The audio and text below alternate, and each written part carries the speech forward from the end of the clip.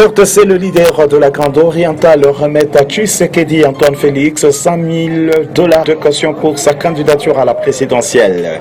La dynamique de leaders politiques et communautaires de province constituant l'espace Grande Orientale a remis une enveloppe de plus de $100 000 américains en guise de caution à la candidature de Félix Antoine Tshisekedi pour son second mandat à la présidence de la République au cours d'une cérémonie tenue mercredi à la Cité de l'Union africaine.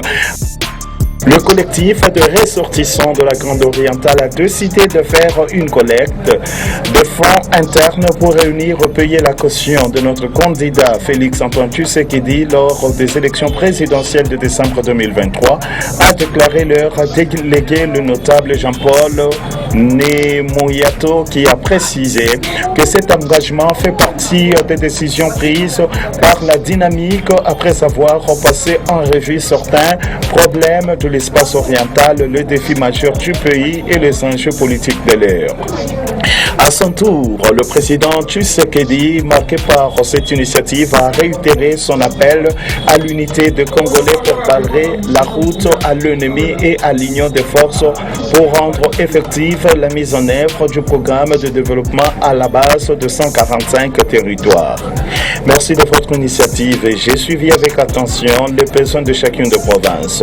Je vous assure que d'autres sont en cours de résolution grâce au programme de développement à la base de 145 territoires et surtout je vous appelle à l'unité car la division profite beaucoup à l'ennemi pour nous causer du tort, a-t-il souligné.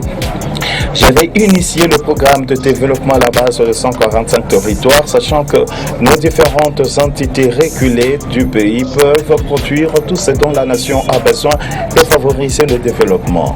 Et grâce à ce programme, nous allons nous doter, allais-je dire, d'écoles, d'hôpitaux, de bâtiments administratifs ou encore de routes devant faciliter la connectivité de provinces, a expliqué le chef de l'État. Au cours de cet échange avec le président de la République, l'occasion a été donnée aux représentants de chaque province de lui présenter les besoins imminents de sa contrée. Ces besoins se résument par le problème d'infrastructures, d'accès aux besoins sociaux de base et l'insécurité. Cette dynamique de leaders politiques et communautaires de la Grande Orientale regroupe également les animateurs des structures de la société civile et des chefs coutumiers, ainsi que des notables ressortissants des provinces de la Tiopo, du Haut-Uélé, du Bas-Uélé et de l'Ituri.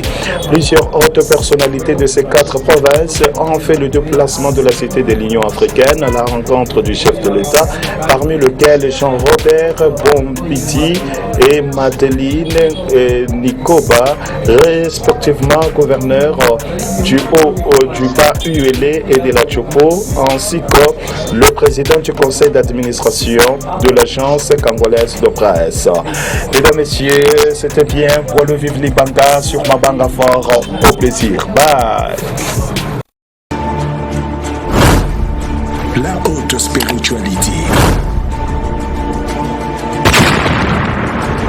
Le surnaturel quotidien. La créativité.